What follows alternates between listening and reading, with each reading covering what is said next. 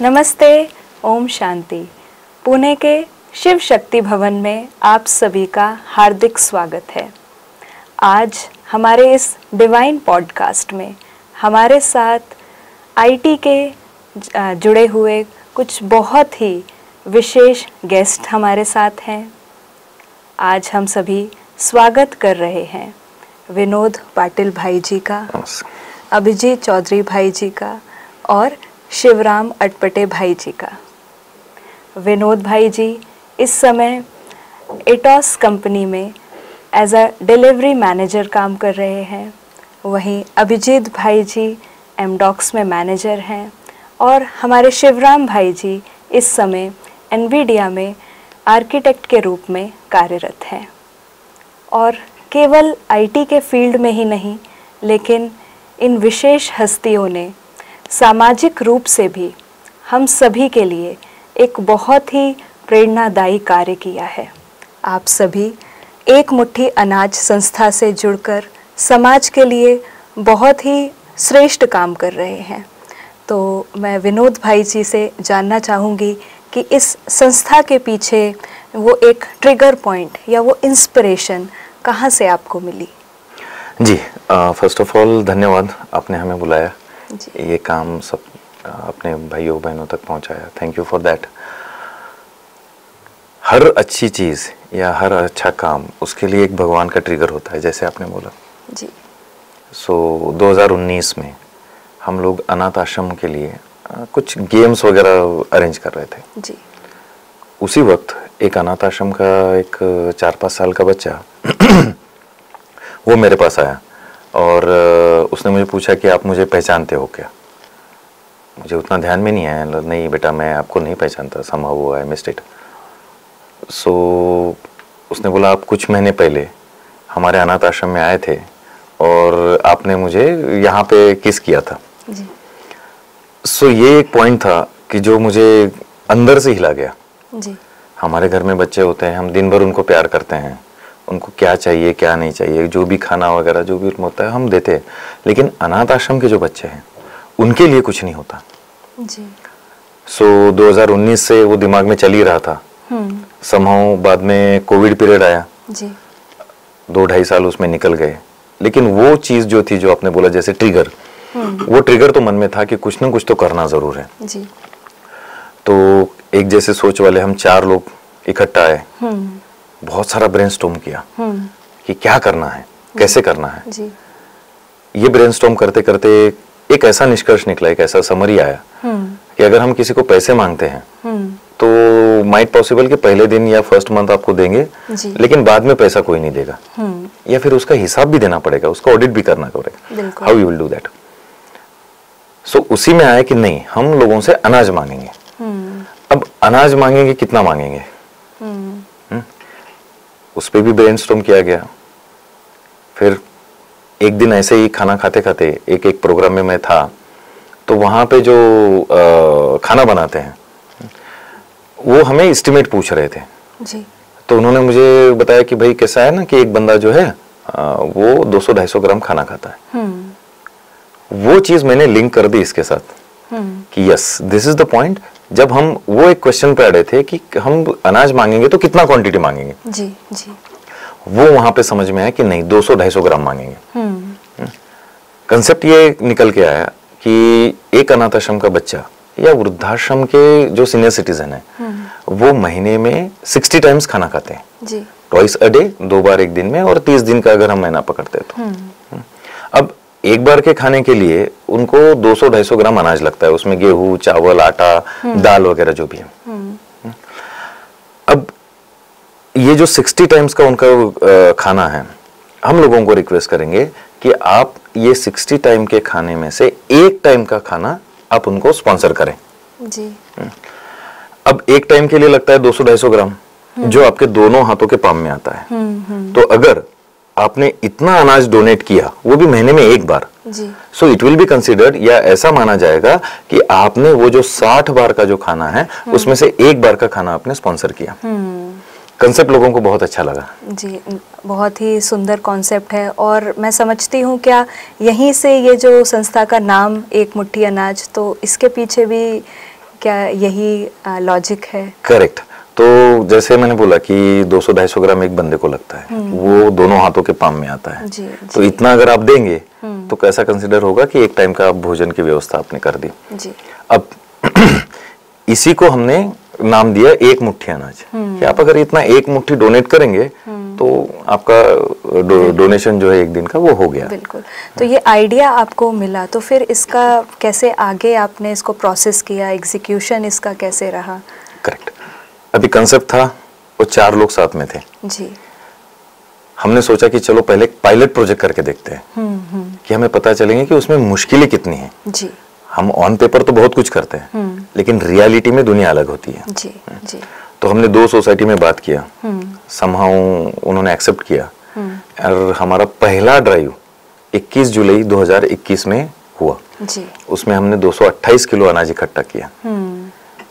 आज तो हमारे पास ड्रम है, उस वक्त हमारे पास वो पेपर के खोखे होते थे। जी। जी। उसमें हम अनाज इकट्ठा करते थे, कार्टन्स में अनाज इकट्ठा करते थे।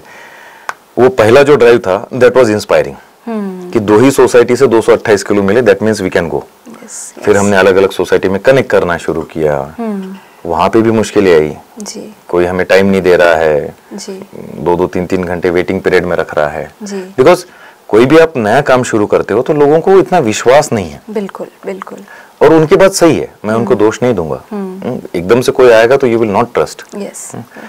लेकिन धीरे धीरे भगवान की दया से चलता गया आगे और आज हम पिछले 4 साल से ये अविरत अभियान चला रहे हैं। जी जी, बहुत ही इंस्पायरिंग है ये सब सुनने में। तो भाई जी, जैसे आपने बताया कि आपको थोड़ा सा इनिशियली चैलेंजेस आए, तो जैसे लोग टाइम नहीं देते थे, तो इसके अलावा कोई और चैलेंजेस आपने फेस किए हों इस जर्नी में? जी, तो जैसे हमने जब ये स्टार्ट किया तो उस वक्त हमें ही संस्था ढूंढनी पड़ती थी जी, क्योंकि किसी को पता नहीं है जी। ये क्या कर रहे हैं। अगर मैं संस्था को अप्रोच भी करता हूँ तो वो डाउटफुल नजरों से देखते थे, ये सच में करेंगे क्या, क्या देंगे, कैसा देंगे, है ना। वो ट्रस्ट लेना यही सबसे बड़ी मुश्किल थी जी। तो वो विश्वास आपने कैसे जीता, उसके बारे में तो संस्था से कनेक्ट करना, उनसे बात करना, उनको समझाना कि हम कर क्या रहे हैं जी। और जैसे जैसे आपका क्वांटिटी बढ़ता गया वैसे वैसे उनका हमारे ऊपर विश्वास बढ़ता गया। अभी सोसाइटीज में आप जानते हो कि बहुत सारी जगह पे बहुत सारे लोग फंसाते हैं, कुछ गलत नाम बोल के, कुछ गलत चीजें बोल के आपसे पैसा ले लेंगे या अनाज ले लेंगे जी। उसका कोई ट्रांसपेरेंसी नहीं है। हमने इस अभियान को ट्रांसपेरेंसी में रखा जी। आपने दिया हुआ एक एक अनाज का एक एक दाना जो है उसका हिसाब हम देते हैं लोगों को जी, जी। जैसे ही अभियान कंप्लीट होता है उसके 2-3 दिनों बाद आपको संस्था की रिसिप्ट आती है। वो रिसिप्ट में संस्था का फोन नंबर, संस्था का ईमेल आईडी जो भी है एवरीथिंग वहां पे। साथ ही साथ जो जो सोसाइटी से हम सामान उठाते हैं तो वो सोसाइटी को भी भेजते हैं कि हमने आपके सोसाइटी में से गेहूं इतना उठाया, चावल इतना। ये ट्रांसपेरेंसी जितनी बढ़ती गई जी, लोगों का विश्वास हमारे ऊपर बढ़ता गया। जी जी, बहुत अच्छी बात है, क्योंकि मुझे लगता है कि आजकल तो ट्रांसपेरेंसी कहीं भी नहीं है। आपस में 2 लोगों के बीच भी ट्रांसपेरेंसी नहीं है, लेकिन उसमें आपने इतनी बड़ी जो आपका ये अभियान चल रहा है उसमें ट्रांसपेरेंसी रखी और इसी से आप शायद लोगों का विश्वास जीत पाए। तो भाई जी, ये जब आप कार्य कर रहे थे तो कोई आपको किसी बच्चे ने या किसी बुजुर्ग ने कोई बहुत अच्छी बात, दिल को छू जाने वाली बात कही हो आपके ये सुंदर कार्य की वजह से, तो वो दर्शकों के साथ ज़रूर शेयर करें। हमारे एक बुजुर्ग है जी, एक सोसाइटी में, तो उन्होंने एक बार मुझे फ़ोन किया था। मैं उनको जानता नहीं था, समहाउ उन्होंने कहीं से मेरा नंबर लिया जी, और मुझे बोले बेटा आप बहुत अच्छा काम कर रहे हो। बोला अंकल मैंने पहचाना नहीं आपको जी। तो उन्होंने नाम बताया और उनका सोसाइटी वगैरह सब बताया। बोले आप बहुत अच्छा काम कर रहे हो। मेरे बचपन, मतलब उनके बचपन में ऐसा दिन था कि मैं 2-2 3-3 दिन में खाना नहीं खाता था, तो मुझे मिलता नहीं था ऐसा जी। मुझे पता है कि वो एक टाइम का खाना उसकी कीमत क्या होती है जी। मेरे आंखों में आंसू आ गए। बोला सर मैं जानता तो हूँ कि दुनिया में इतने सारे मुश्किलें हैं जी, लेकिन जितना मुझसे हो पाए मैं उतना जरूर करूँगा जी, जी। तब से लेके आज तक वो अंकल हर अभियान में ड्राई फ्रूट्स डालते हैं, काजू, बादाम, किशमिश, ये सारी चीजें। फिर एक दिन मैंने उनको पूछा, बोला आपके सोसाइटी से ये आता है, आई नो कि ये आप ही डालते हो सर। बोले नहीं नहीं, दान जो है वो बोला नहीं जाता। बोला ठीक है आप मत बताइए, लेकिन मुझे पता है कि आप ही डालते हो। यानी आपको कैसे पता है कि मैं डालता हूँ? बोला जिसने कभी ये खाया नहीं होगा ना, उसी को इसकी कीमत पता होगी कि ड्राई फ्रूट क्या होता है। समहाउ अंकल ने एक्सेप्ट किया कि हाँ मैं देता हूँ, और इसलिए देता हूँ कि वो कुछ लोगों तक पहुंचे कि जिन्होंने ये कभी टेस्ट नहीं किया। बिल्कुल, बहुत इसके पीछे भी मैं समझती हूँ कि इंसानियत है, और जो अभी तक आप लोग जिस तरीके का काम कर रहे हैं इसकी वजह से समाज में इंसानियत बनी हुई है, और लोगों को भी इससे ज़रूर प्रेरणा मिलती है। तो जैसे कि आप लोगों का ये जो प्रोजेक्ट है अभी 4 साल से चल रहा है, तो कैसे आप इसमें आगे कैसे काम करते हैं? हर महीने का कुछ टास्क होता है, कुछ आपका मेथड होता है, प्रोसेस होता है, उसके ऊपर थोड़ा सा प्रकाश डालिए। ओम शांति। जब हमने ये प्रोसेस चालू की थी तो आपने जैसे भाई जी ने बताया कि इसके ऊपर ट्रस्ट फैक्टर होना बहुत ज़रूरी है जी। तो ट्रस्ट फैक्टर जब आता है तो ट्रांसपेरेंसी बहुत क्लियरली दिखानी पड़ती है। तो that transparency comes from where.